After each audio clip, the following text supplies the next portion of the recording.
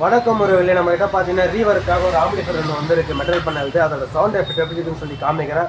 மறக்காமல் கமெண்ட்ஸ் வந்து எப்படி இருக்குன்னு சொல்லி பாருங்கள். இப்போ தான் நம்ம சேனல் புதுசாக இருந்தீங்கன்னா நம்ம சேனல் வந்து சப்ஸ்கிரைப் பண்ணி வச்சுங்க. அதே போல் இன்ட்ரெஸ்டான வீடியோ உங்களுக்கு செம்மையாக காத்துட்ருக்கு. வாங்க வீடியோக்குள்ளே போகலாம்.